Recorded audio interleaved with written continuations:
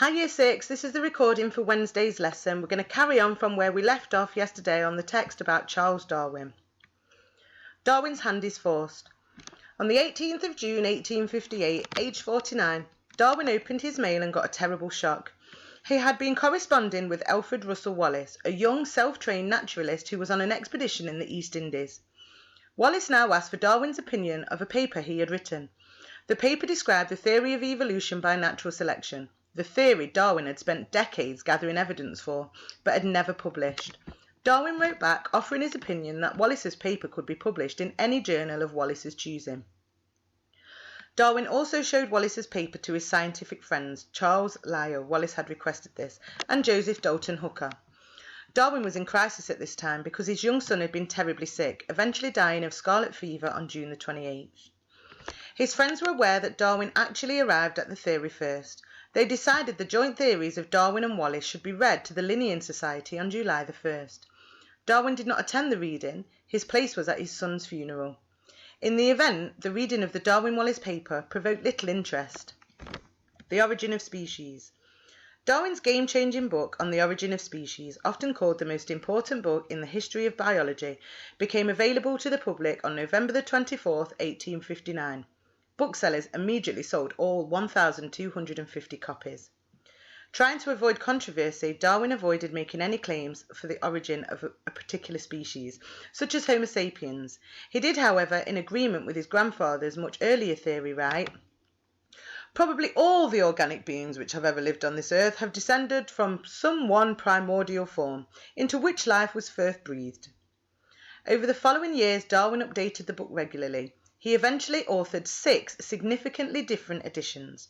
Some of the most familiar ideas of Darwinism did not appear until the later editions. The famous phrase "survival of the fittest" appeared for the first time in the 1869 5th edition. Remarkably, the word evolution made its first appearance in the 6th edition in 1872. In support of his theory of common ancestry, Darwin was particularly taken by the similarity of the embryos of different species. "Hardly any point gave me so much satisfaction when I was at work on the origin, as the explanation of the wide difference in many classes between the embryo and the adult animal, and of the close resemblance of the embryos within the same class." In 1868, Darwin wrote The Variation of Animals and Plants Under Domestication, feeling the need to offer a mechanism for heredity and unaware that Gregor Mendel had already provided it. Darwin incorrectly proposed heredity resulted from a process called pangenesis. Many people believe that Darwin's proposed descent of humans from apes was an attack on society's moral foundations. In 1871, Darwin's The Descent of Man presented evidence that humans are animals. We are members of the ape family and are the descendants of apes. During Darwin's lifetime, there was fierce opposition to this theory.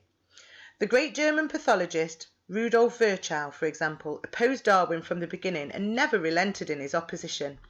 In fact, in 1877, Virchow said that the idea that man had descended from apes was an attack on society's moral foundations. He voiced his opinion that teaching the theory of evolution should not be permitted in Germany's public schools. In 1872, Darwin looked at the evolution of human psychology in his book, The Expression of the Emotions in Man and Animals, showing there are similarities in human and animal psychology.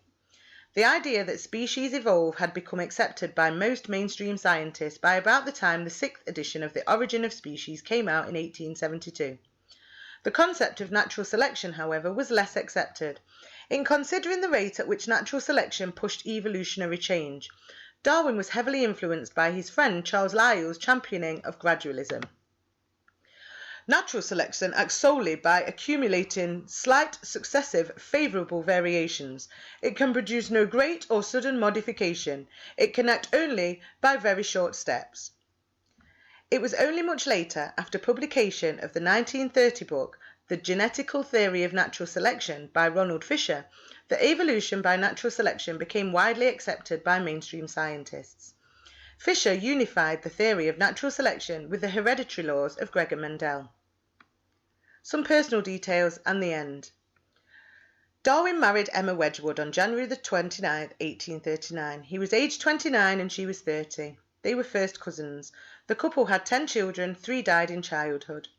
3 of their sons, George, Francis and Horace, became notable scientists and were elected Fellows of the Royal Society.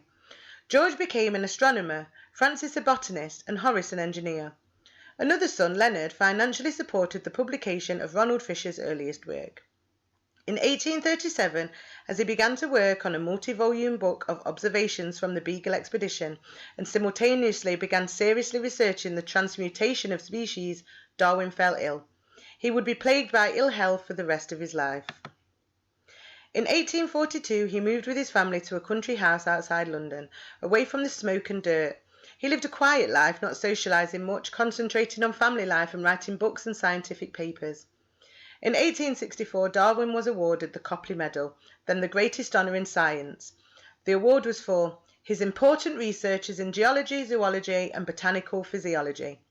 Previous winners included Benjamin Franklin, Alessandro Volta, Hans Christian Ørsted, Michael Faraday, Alexander von Humboldt, Charles Lyell and Robert Bunsen. Charles Darwin died aged 73 on April 19, 1882, of heart failure at his country house. He was buried in Westminster Abbey, London, next to John Herschel, whose work had inspired him at university, and near his best friend Charles Lyell, whose work had influenced him greatly. Other scientists buried in Darwin's vicinity at Westminster Abbey include Isaac Newton, Ernest Rutherford, J.J. Thomson and Lord Kelvin. And that's the end of that text. If you want to go on to Wednesday's reading lesson now.